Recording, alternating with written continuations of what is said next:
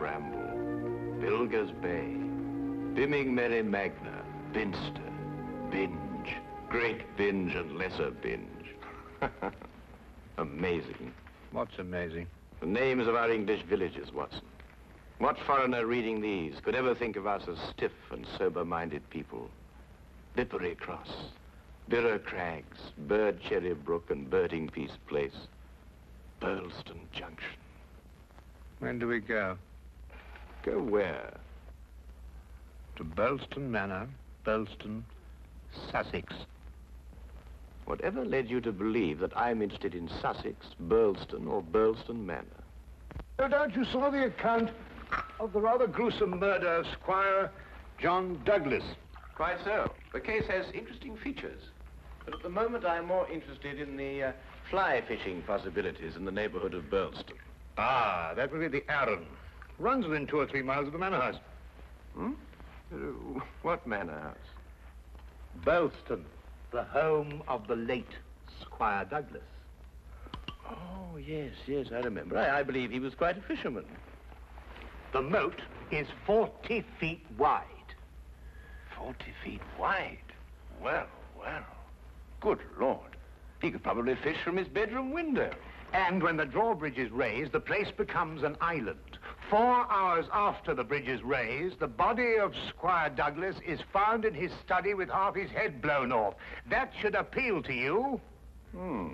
Fishing seems a safe business by comparison. Do you row a boat? A boat? For fly fishing? Have you ever fished before? Does this look like the equipment of an amateur? Odd word. Which? Equipment. All the fishermen I've ever known talk about their tackle. What do you deduce from that, Holmes? Obvious. Your fishing friends either lack experience or vocabulary. We deep-sea fishermen are in the equipment class. None of your nasty little bundles. Yes, that gaff is far more suitable for a shark than a trout. Do you really think so? No good for trout?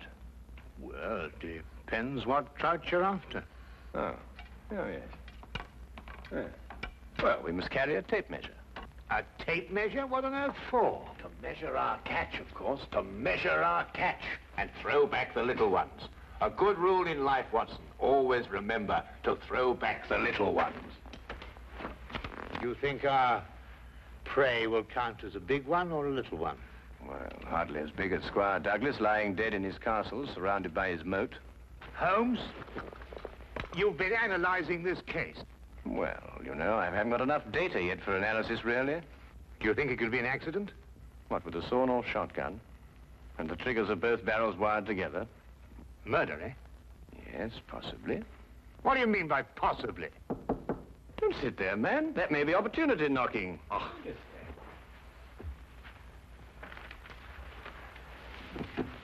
Come in.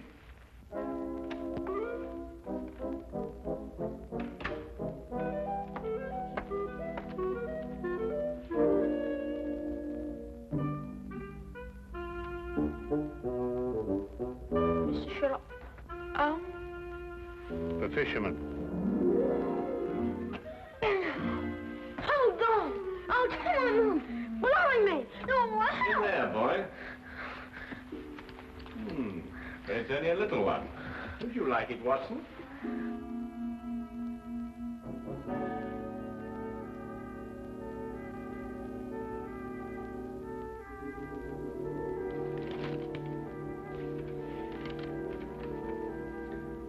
Would appreciate your view.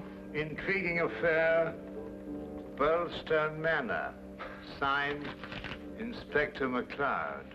Ha! Please, English, for I'm utterly baffled. Help. Yeah, where is it? Where's what? Well, the tape measure, of course. Where is that tape measure? Holding the fiddle case together, sir. Fiddle? Violin case, boy. Oh, tell me, Watson, how are we off for trains? Trains? Ah, yes. Now, let me see. Burlston.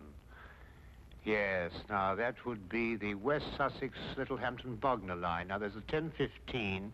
Now, that doesn't stop. No, of course, it's a 12:3. That will get us in at 4:2 or 4:7. I say, I'd forgotten, actually. You say you can't remember whether it's 4-2 or 4-7. Come, Watson, you're slipping. Blimey. Does it keep all the times in his head? Where else, of course? We are a nation of railway pioneers, my boy. Like a great many Englishmen before him, Dr. Watson restricts his reading to the Bible, the Times, and Bradshaw's Railway Guide to the British Isles. Here, boy. Men of the March Hares, that's what you two are.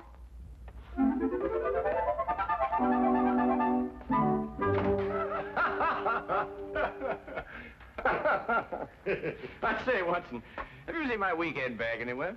I suspect it's under the stairs. Mrs. Hudson got very tired of seeing it lying about. Oh, good. Well, that means it hasn't been unpacked anyway. I assume not. Excellent. Then everything is ready. Oh, be a good fellow, would you, and dig out that bag and put it in the cab along with that tackle. Why? Aren't you going to be here? I have a little reading to do. Pick me up at the British Museum Library, say half an hour before the train leaves. Now, look here, Holmes. This is no time to go reading. You missed the train. I cannot vouch for the punctuality of Dr. Watson or the reliability of the company's steam engines, but I, for one, propose to be at Boylston Halt at 4:02 p.m. precisely.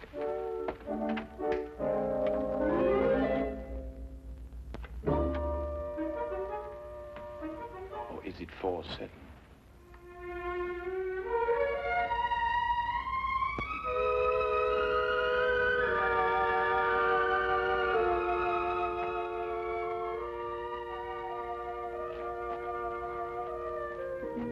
It was a nice piece of work, if I say so myself. The entire story hung on a spider's thread. A spider's thread? Exactly. Huh. Yeah, it sounds interesting, Inspector. Now perhaps you'll start at the beginning. Simply stated, the castle, as you'll see, has a moat. And when it's up, as it was at the time of the murder, it's a sealed fortress. Who was in the castle at the time of the crime? The murdered man's wife, Mrs. Douglas, and a foreign friend, John Morell. Just those two? And the servants, but we've been able to rule them out completely. And from your description of the house, it would have to be one of them. Either Mrs. Douglas, or this friend of hers, Morell, or both of them. They tried to make it appear as though someone had broken into the house and then dived through the windows to swim the moat. But you disproved it. Completely. How? I'll tell you when we get there. This murder weapon. A sawn-off shotgun, I believe. An odd weapon, that. And a foreign gun, too. 3 letters on the barrel. P-E-N. Aha. A larger P with a flourish over it, followed by a smaller E and N. That's right. Ah, the Pennsylvania Small Arms Company, the famous American firm. That's perfect. That's all I need. You mean you need additional evidence? Well, Mr. Holmes, every little helps, you know. Then your case against Morell is not complete. It's complete as far as... How did you know Morell is the murderer? How did you know? He has to be. Why? He's the only one who could be. Suppose I were to tell you that Morell is not your murderer. How do you know? Yes, Holmes. How do you know? Why didn't you arrest him? Well, He doesn't act like a murderer. Ah, he's too self-confident, eh? That's right. Seems to be daring you to arrest him. Yes. How do you know all this? Holmes, do you know this man Morell? Fascinating. Fascinating. The case has suddenly assumed the most astounding proportions and the most astonishing challenge, Watson.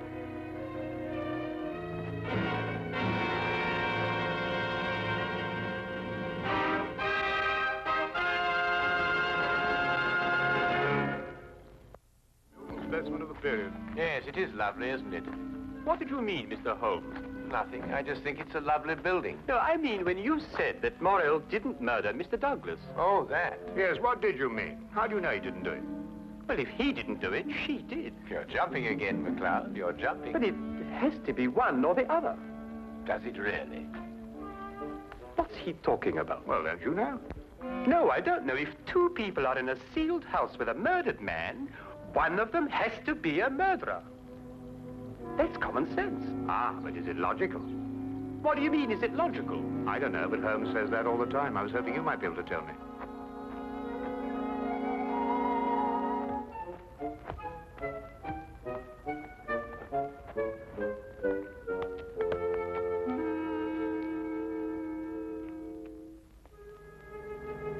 He hasn't been moved.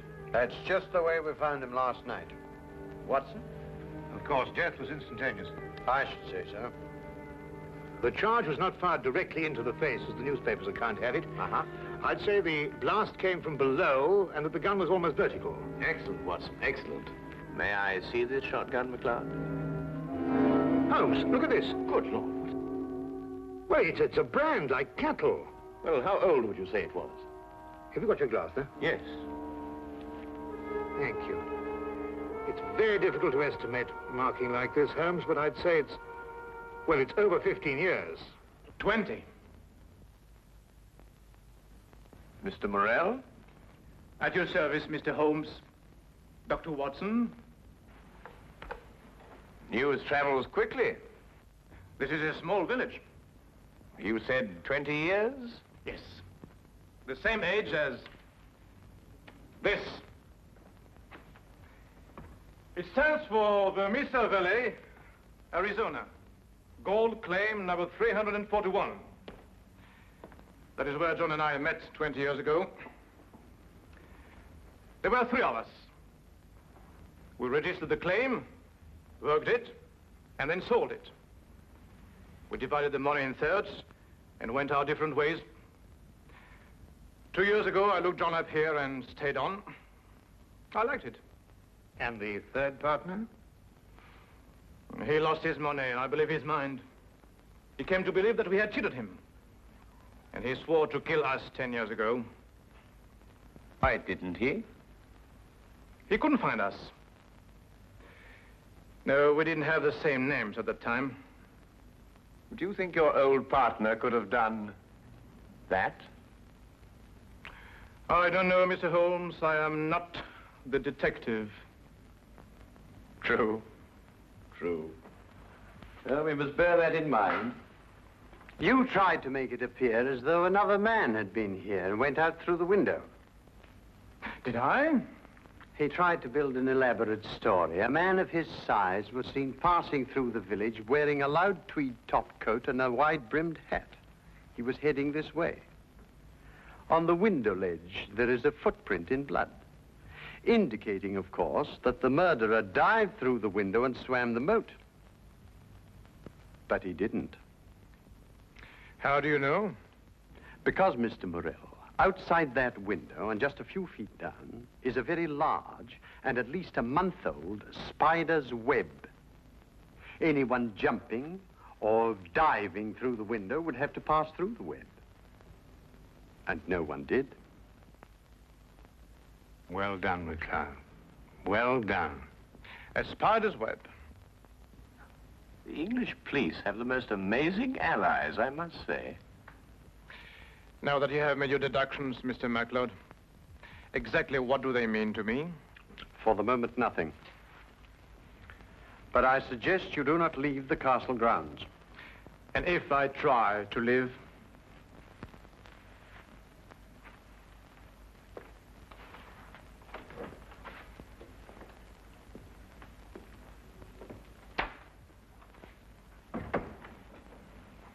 Well done, McLeod. You've certainly got your man. But I'm not rushing in to make any arrest.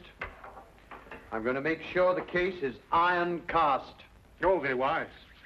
And what's the motive? Revenge for the Vermis Valley affair? I've got to go a bit careful there, Doctor. If you ask me, it's a case of, cherchez la woman. Oh, what's he? Oh, is he Douglas? Well, you know how these things are, Doctor, between us, men of the world. We know how a situation like this can... Oh, of course. Of course. Of course. Of course. Delicate situation, then. Delicate. Yes, delicate. Might almost be called the case of the other man.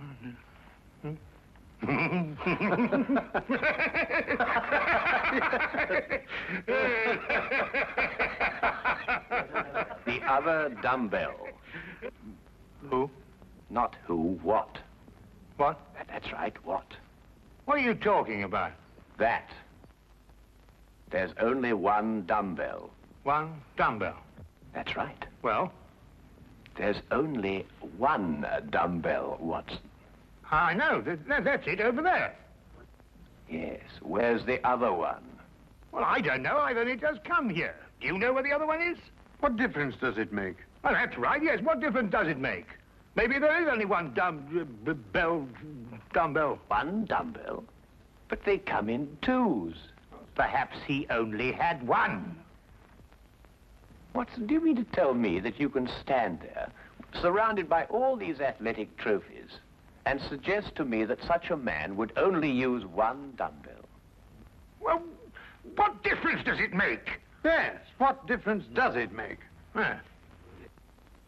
Well, if you two are convinced that you can solve the case with the aid of a convenient spider, I'm going fishing. You're what? Oh, he's going fishing. He's brought his tackle. Why? To catch fish. Then I take it you're satisfied with my analysis of the crime. Find the dumbbell. Hang the dumbbell! You can't hang him until you find him. Who? The man who took the dumbbell.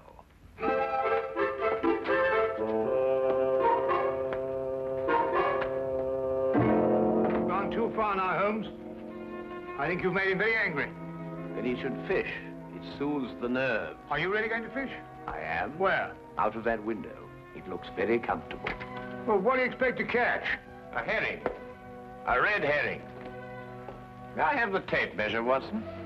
To measure a red herring? To measure the big red herrings. The little ones I plan to throw back. Holmes, you're up to something. I am. What? Would you like to help? Of course. Well, look.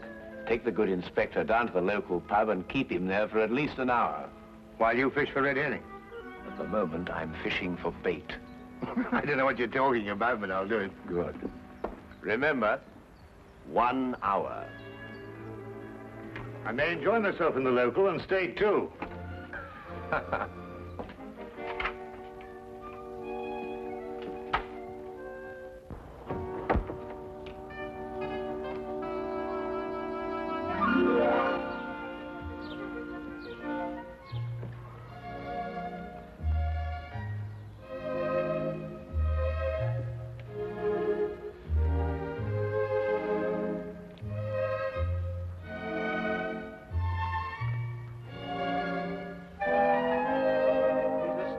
That Holmes. What do you think he's been doing? There's no guessing with him. For all we know, he may really have been fishing. Perhaps we should have given him more time. He's been an hour. That's all he asked for. Yes, that's right enough. Inspector McLeod? Hello, Sergeant. Have you seen Mr. Holmes? I certainly have, sir. What's wrong? You know the staircase in that room? Huh? Mr. Holmes was sliding down them banisters. He was what? That's right, sir. Sliding down the banisters he was. Well, he was probably investigating something. Probably. Well, let's ask him. There must be some reason behind it. Good afternoon, gentlemen.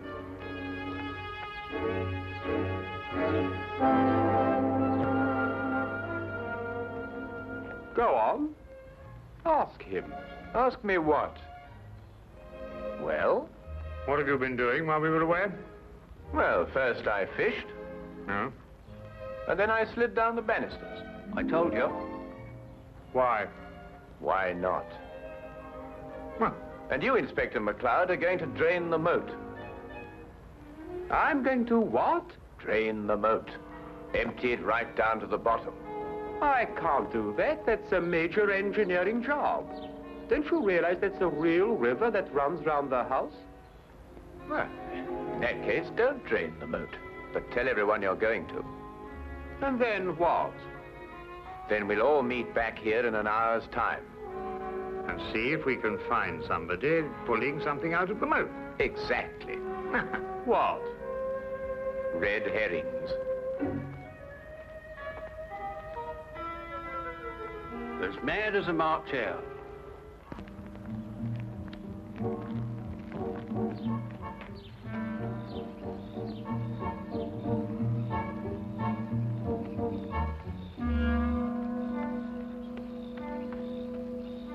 How much longer? Not much. You're certain everyone believes they're going to drain the moat?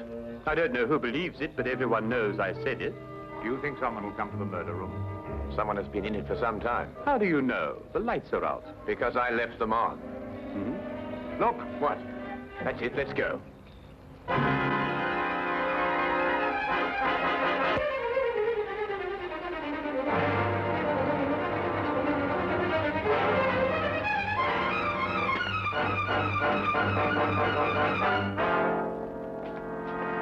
Oh, excuse me. What are you using for bait?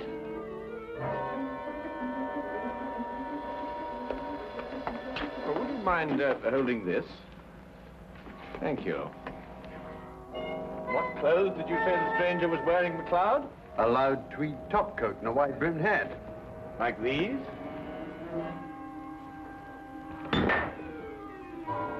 The dumbbell. Holmes, how did you know?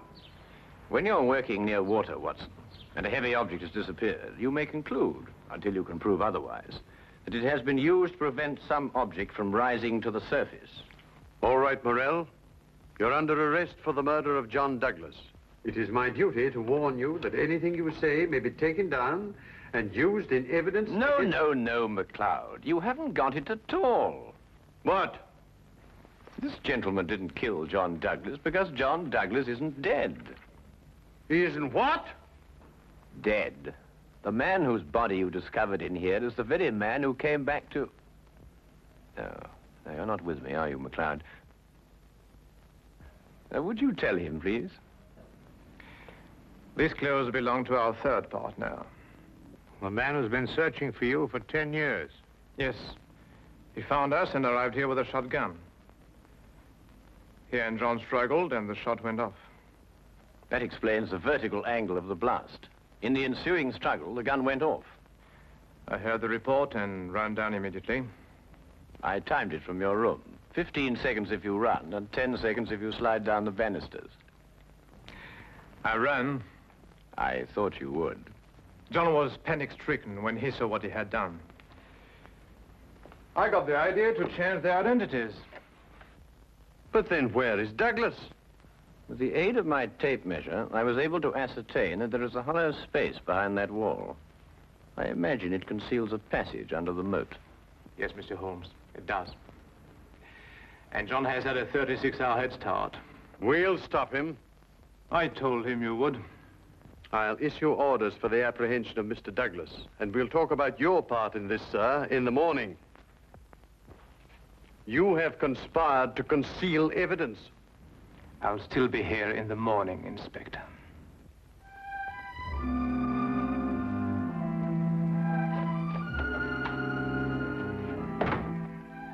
A very brilliant piece of deductions, Mr. Holmes. An excellent application of applied psychology. I haven't been tricked many times in my life. You must remember that the next time you become involved with murder. And you can now continue your fishing in a more normal manner. Fishing? No, I don't care for it, really. Unless it's deep sea, of course. Yes. But in the absence of an ocean in the immediate vicinity, I think we'd better start back to Baker Street immediately. Well, now, there's a 9:13 or a 10:23. The 10:23 will hold us up at Tunbridge quite a while. Will it wait? Thank you, Mr. Holmes. Not at all.